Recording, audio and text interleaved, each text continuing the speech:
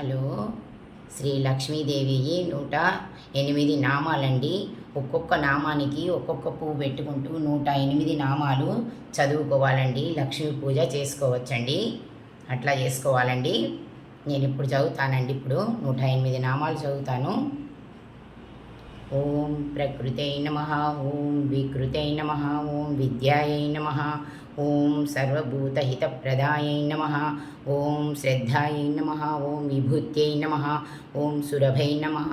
ఓం పరమాత్మికాయై నమః, ఓం వాచై నమః, ఓం పద్మాలయాయై నమః, ఓం పద్మాయై నమః, ఓం శుచయై నమః, ఓం స్వాహాయై నమః, ఓం స్వధాయై నమః, ఓం సుధాయై నమః, ఓం ధాన్యాయై నమః, ఓం హిరణ్యాయై నమః, ఓం లక్ష్మై నమః, ఓం నిత్యపుష్టాయై నమః, ఓం విభావర్గాయై నమః, ఓం ఆదిత్యాయ నమః, ఓం దివ్యాయ నమః, ఓం దీప్యాయై నమః, ఓం వసుధాయై నమః,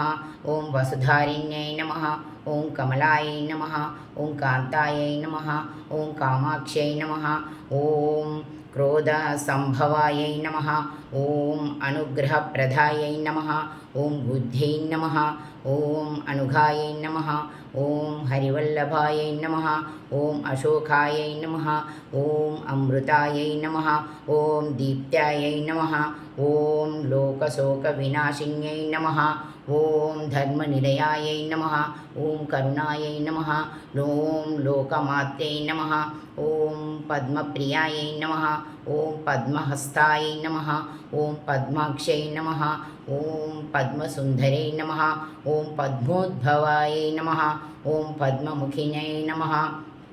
ఓం పద్మనాభప్రియాయై నమః, ఓం రమాకాంతాయై నమః, ఓం పద్మమాలధారాయై నమః, ఓం దేవ్యై నమః, ఓం పద్మినై నమః, ఓం పద్మగంధినై నమః, ఓం పుణ్యగంధాయై నమః, ఓం సుప్రసన్నాయై నమః, ఓం ప్రసాదాభిముఖ్యై నమః, ఓం ప్రభాయై నమః, ఓం చంద్రవదనాయై నమః, ఓం చంద్రాయై నమః,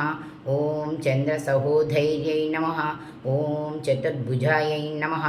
ఓం చంద్రరూపాయై నమః, ఓం ఇందిరాయై నమః, ఓం ఇందుశీతలాయై నమః, ఓం ఆహ్లాదజన్యై నమః, ఓం పుష్ట్యై నమః, ఓం శివాయై నమః, ఓం శివకల్యై నమః, ఓం సత్యై నమః,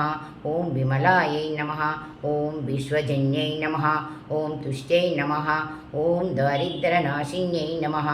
ఓం ప్రీతిపుష్కరిణ్యై నమః, ఓం శాంతాయై నమః, ఓం శుక్లమాలాంబరాయై నమః, ఓం శ్రీయై నమః, ఓం భాస్కరైన్యై నమః, ఓం బిల్వనిలయాయై నమః, ఓం వరోరాహై నమః, ఓం యశస్విన్యై నమః, ఓం వసుంధరాయై నమః, ఓం ఉదారాంగాయై నమః, ఓం హరిణ్యై నమః, ఓం హేమమాలినై నమః, ఓం ధనధాన్యకారిణ్యై నమః, ఓం సిద్ధ్యై నమః, ఓం శ్రై సౌమ్యాయై నమః, ఓం శుభప్రదాయై నమః, ఓం వృషభేష్మగతాయై నమః, ఓం వృషభేత్మగతానందాయై నమః, ఓం వరలక్ష్మై నమః, ఓం వసుప్రదాయై నమః, ఓం శుభాయై నమః,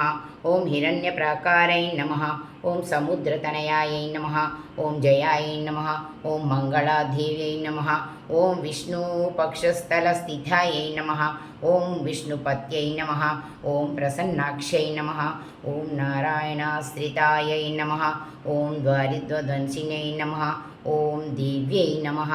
ఓం సర్వోపద్రవనావారిణ్యై నమః, ఓం నవదుర్గాయై నమః, ఓం మహాకాళ్యై నమః, ఓం బ్రహ్మ విష్ణు శివాత్మకాయై నమః, ఓం త్రికాలజ్ఞానసంపన్నాయై నమః, ఓం భువనేశ్వరాయై నమః, ఓం శ్రీ మహాలక్ష్మీదేవ్యై నమః. ఓం శ్రీ లక్ష్మీ అష్టోత్తరశతనామావళి సంపూర్ణం.